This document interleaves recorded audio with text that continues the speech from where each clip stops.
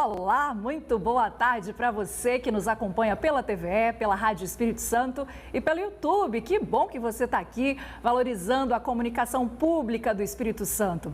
E hoje, minha gente, nós vamos continuar a série de entrevistas TVE nas eleições 2024 com os candidatos a prefeito de Vitória. Aqui, o candidato apresenta suas propostas sobre temas que abordamos todos os dias aqui no programa, né? Cultura, esporte, políticas para a juventude, direitos humanos e também vamos falar sobre comunicação. Lembro que a entrevista tem o tempo de até 15 minutos, incluindo as considerações finais. E por sorteio, o candidato a prefeito da capital que está aqui com a gente hoje é Luiz Paulo Veloso Lucas, do PSDB. Ele já está aqui do meu lado. Muito boa tarde, candidato, seja bem-vindo. Boa tarde. E a partir de agora, vou pedir para colocar o cronômetro na tela. O senhor tem a referência também aqui no estúdio para poder acompanhar. E a minha primeira pergunta é: quem é Luiz Paulo Veloso Lucas? Olha, primeiro quero saudar você, toda a equipe técnica aqui da TVE, quem nos ouve também pelo rádio e pelo YouTube. Bom, eu sou um capixaba, nascido na Cidade Alta, tenho 67 anos, sou engenheiro, economista, professor universitário e já fui prefeito de Vitória 2 mandatos. Sou uma pessoa dedicada ao setor público, né? Faço política por amor e já podia estar aposentado, mas fiquei muito motivado para disputar essa eleição aqui em Vitória. Acho que a política está precisando de que pessoas que não são adeptas ao radicalismo, pessoas que fazem política pensando no interesse público, se dediquem à política. E por isso eu sou candidato e encorajado também pela minha esposa Roberta. E 20 anos depois que saí da prefeitura, estou colocando o meu nome, um grupo grande de partidos e lideranças, né? Como o governador Renato Casagrande, Ricardo Ferraço e tantos outros, me estimularam, né? Principalmente porque a atual administração de Vitória está pensando principalmente na eleição de governador daqui a 2 anos, né? Não está pensando na cidade. E tudo que eu fiz na vida nos últimos anos foi estudar desenvolvimento das cidades. Escrevi 2 livros, faço palestras, sou consultor. Quero colocar isso a serviço da minha querida Vitória. Candidato, eu sou músico também, tá? Então vamos falar sobre cultura.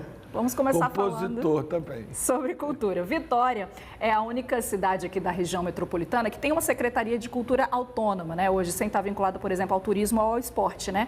Mas segundo o Grito da Cultura, que é um movimento dos trabalhadores do setor, eles falam que hoje a cidade não tem uma política pública de cultura definida e implementada, o que é mais importante, né?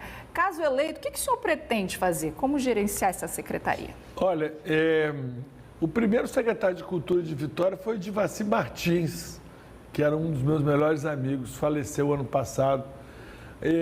A cultura tem ela precisa de ser trabalhada em termos de política pública sobre vários aspectos. Tem a parte de economia criativa, que é uma coisa mais vinculada à economia, tem a cultura como identidade, ela é essencial para a construção de um destino turístico competitivo. Ninguém vai nos lugares a não ser para conhecer a cultura, o povo, a cultura, a culinária, né, a natureza, né?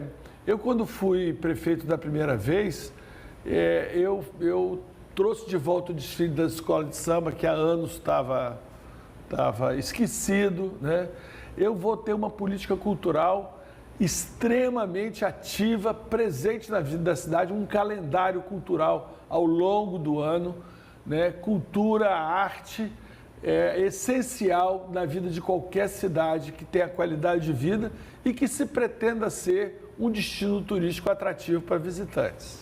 E a gente sabe que cultura não existe sem política pública, né? Então claro, vamos falar de recurso também, assim. A gente tem em Vitória hoje, né, a Lei Rubem Braga, que ela foi a segunda lei de incentivo à cultura no Brasil, criada em 91, e ela foi reativada em 2020, mas com recursos bem abaixo do que determina a lei. E aí, como que o senhor pretende lidar com a Lei Rubem Braga? Vamos retomar os recursos para a Lei Rubem Braga, mas eu acho muito importante que a prefeitura se envolva também na área cultural, nas atividades da cultura popular, por exemplo. Eu acho que as escolas de samba devem ser como se fossem pontos de cultura com atividade ao longo do ano inteiro. As pessoas pensam só na escola, no desfile, mas na verdade elas têm atividade o ano inteiro, né? E a cultura também é importante como parte da vida das pessoas que não são profissionais da cultura. Cidadãos comuns também fazem cultura, né? E cultura é importante para completar a vida das pessoas. Eu sou músico e compositor amador, né? Toquei em conjunto, toco vários instrumentos e tal, porque a minha felicidade depende disso, a minha realização pessoal depende disso também. As festas populares, as festas nos bairros, né? As atividades de arte,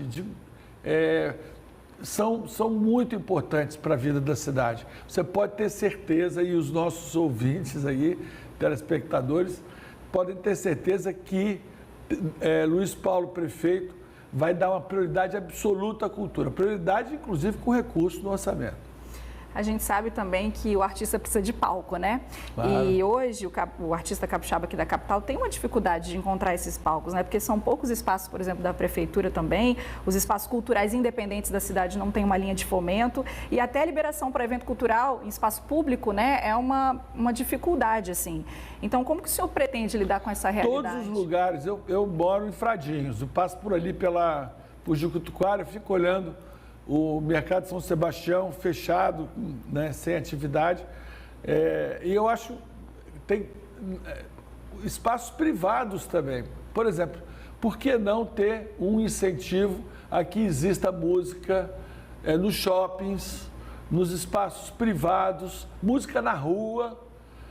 Muitas cidades do mundo, em determinados períodos do ano, fazem editais para as pessoas tocarem músicas diferentes em determinados lugares da cidade, porque a música na rua alegra a cidade, né? Tem cidades do mundo que são uma característica, você não precisa nem ir no teatro, você vai lá,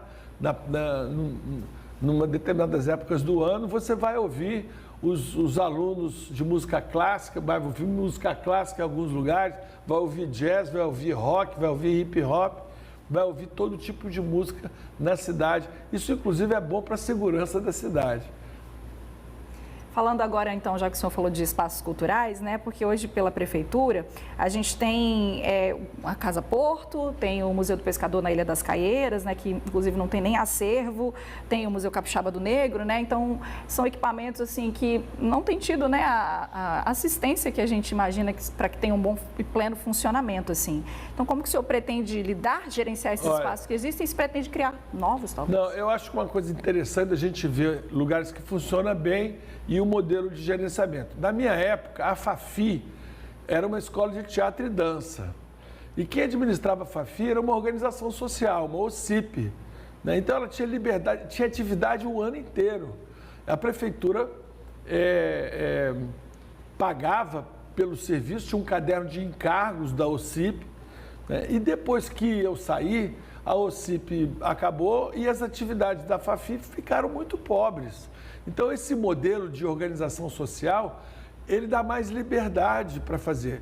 A cidade do Rio de Janeiro tem todos os teatros municipais, espaços culturais, são administrados por organizações sociais. E a prefeitura faz um caderno de encargos e a organização que gerencia aquilo ali tem liberdade para fazer outras atividades que aumentem os recebíveis, né, daquele espaço, né, explora de uma forma melhor do ponto de vista comercial, né? Eu acho que isso é muito bom. Por exemplo, a casa do Parque da Chácara Von Schilgen está depredada, está fechada, podia ser um espaço cultural da cidade, né? Eu vou, chegando na prefeitura, vou usar essa metodologia das organizações sociais para dinamizar a vida cultural e também econômica da cidade, né? Falando agora de esporte, né? Vitória perdeu nos últimos anos o protagonismo nos eventos esportivos, né? Alguns migraram para a Serra, outros para Vila Velha. Então, como que o senhor pretende lidar? Quais são suas propostas no plano de governo para o esporte na cidade? Bom, você acaba, na sua pergunta, de responder a grande motivação de eu ser candidato nessa eleição. Vitória está perdendo protagonismo em todos os assuntos, econômico, cultural, político, né? É um espaço, um lugar de passagem só, né? Eu tinha um calendário de eventos aqui esportivos enorme. Tinha uma corrida de rua, Fórmula Renault, esportes até internacionais, vôlei internacional na praia. E nós perdemos tudo isso porque a Prefeitura não tem uma política pública adequada a um projeto de transformar a Vitória no destino turístico padrão internacional. Essa tem que ser a minha meta. Chegando na Prefeitura, nós vamos trabalhar obstinadamente por isso, para colocar a Vitória no mapa do turismo nacional e internacional, trabalhando com os outros municípios da Grande Vitória, trabalhando com o governo do estado, trabalhando com o trade turístico, trabalhando de forma profissionalizada para trazer 1 milhão de visitantes de fora do estado para cá. O cara pode ir para Pedra Azul, para subir o Pico da Bandeira, dançar forró em Itaúnas, vai entrar e sair por Vitória, né? E nós temos que ir nos preparando para isso, não se faz isso da noite para o dia. Falando agora sobre juventudes, candidato, no seu plano de governo, o senhor tem um olhar especial para as juventudes de Vitória? O primeiro olhar que eu tenho é o meu vice. O meu vice, o Vitor, ele é um advogado de 35 anos, com militância no setor ambiental, né? E ele estava na Secretaria Estadual de Meio Ambiente, mas já teve outras experiências, é muito ativo e está me ajudando no diálogo com a juventude.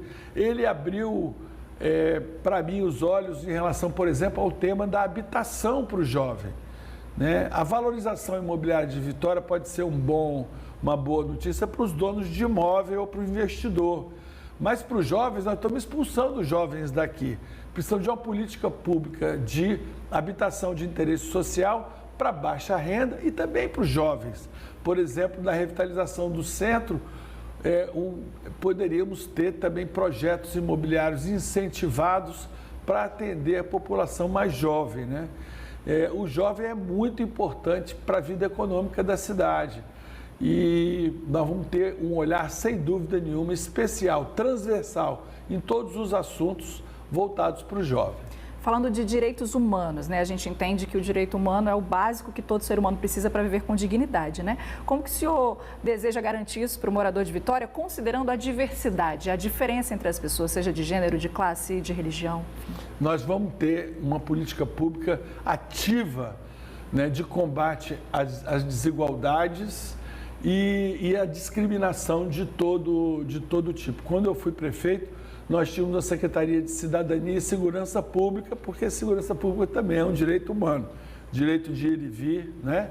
Então, nós vamos ter isso também de forma muito ativa, fortalecendo os conselhos, né? Os conselhos municipais do negro, da mulher, né? Da diversidade, para que esse olhar possa estar presente em todas as políticas setoriais e regionais. Agora a gente já está seguindo para os minutos finais. Queria que o senhor, junto, né, das considerações, pudesse falar um pouquinho também sobre comunicação. A gente está aqui numa emissora pública, né? Como que o senhor pretende trabalhar a comunicação da sua gestão e garantir a transparência, né? Eu acho que vocês estão de parabéns, o governo do estado, em elevar a condição da comunicação pública a ser uma fundação. Ela vai ter possibilidade de atuar de forma diferenciada no mercado de comunicação e estão de parabéns. Espero voltar aqui muitas vezes, quem sabe até para mostrar algum samba meu aqui para vocês.